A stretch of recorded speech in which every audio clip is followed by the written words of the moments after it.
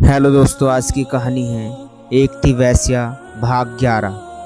कुसुम, यह तुम क्या कह रहे हो सुमित? मैं उस तरह की लड़की नहीं हूँ जो अपनी मर्जी से अपना वर ढूंढूं। मेरी माँ जहाँ मेरी शादी कराना चाहती है, मैं उनकी मर्जी से वहीं पर शादी करूँगी। प्यार मोहब्बत के लिए मेरी ज़िंदगी में कोई जगह नहीं है।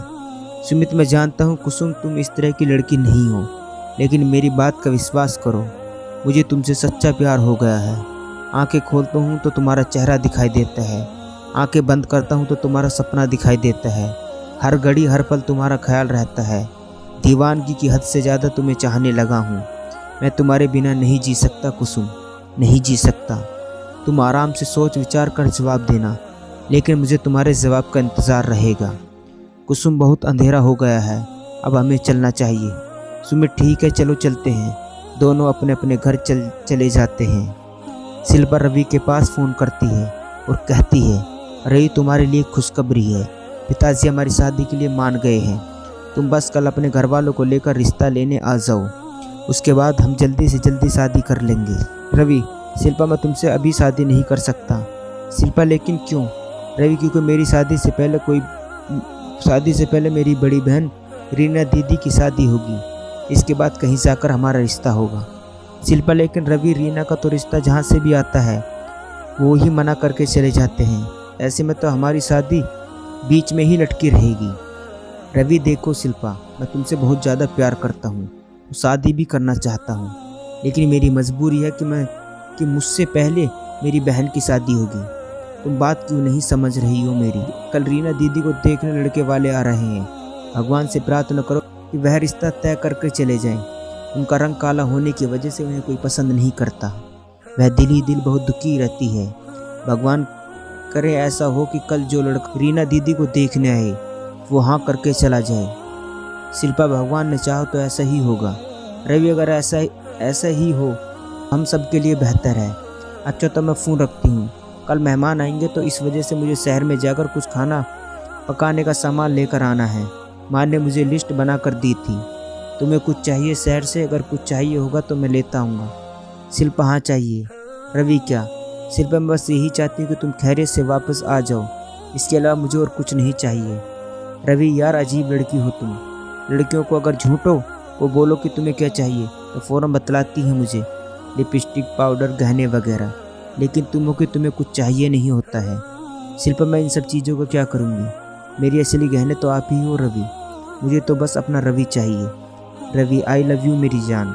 Shilpa, I love you too. अपना ख्याल रखना और जल्दी से जल्दी घर वापस लौट कर आ जाना, मैं इंतज़ार करूँगी। रवि, ओके जान, अब मैं फ़ोन रखता हूँ। शिल्पा, ठीक है। रवि फ़ोन काट देता है। कुसुम अपने घर में पलंग पर पड़ी सुमित के ही बारे में सोच रही थी। आखिर उसने मेरी कितनी मदद की। जो काम मैं 2 दिन में करती उसने मेरे साथ मिलकर 1 दिन में ही करा दिया। क्या वह सच में मुझसे प्यार करता है? कुसुम उन्हीं ख्यालों में गुम थी। तभी इसकी माँ ममता उसे आवाज़ देती है। ममता, अरे कुसुम कहाँ गई? मैंने तुम्हें चावलों का चम्मच लेने भेजा था। कुसुम सिर पर हाथ मारकर बोलती है, आई माँ। कुसुम चावलों का चम्मच लेकर माँ के पास जाती है। वह देखती है उसकी माँ के पास सुमित बैठा था। कुसुम, सुमित तुम यहाँ? ममता ये कैसे बेतुका सवाल पूछ रही है?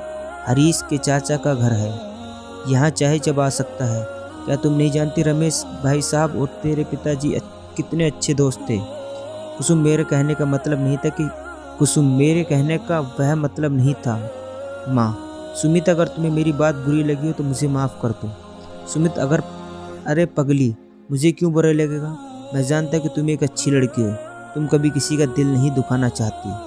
सुमित, और काकी खाने में क्या पका रही हो आज? ममता, छोले चावल बना रही हूँ भाई, खा कर जाना। सुमित, अरे नहीं काकी, मैं तो वैसे ही पूछा था। ममती, मैं बहुत अच्छे तरह जानती हूँ कि तुम छोले चावल बहुत पसंद है, इसलिए मुझे तुझे खाना खाकर ही जाना पड़ेगा, नहीं तो मैं तुझसे नाराज़ हो जाऊंगी। सुमित, अरे नहीं काकी, तुम मुझसे नाराज़ मत होना, मैं पक्का खाना खाकर जाऊंगा। ममता, यह हुई ना बात। दोनों हंसने लगते हैं। ममता दोनों को हंसी मजाक करते हुए देखकर सोचती है, सचमुच सुमित एक बहुत अच्छा लड़का है। वह किसी को भी दुखी नहीं देख सकता।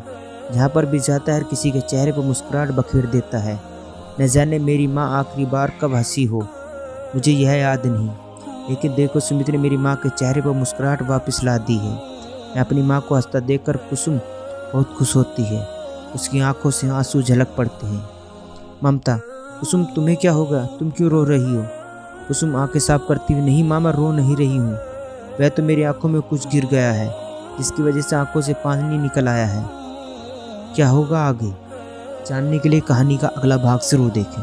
दोस्तों, ये था एक थी वेश्या भाग 11। दोस्तों, कहानी अच्छी लगी हो तो चैनल को सब्सक्राइब करना ना भूलें।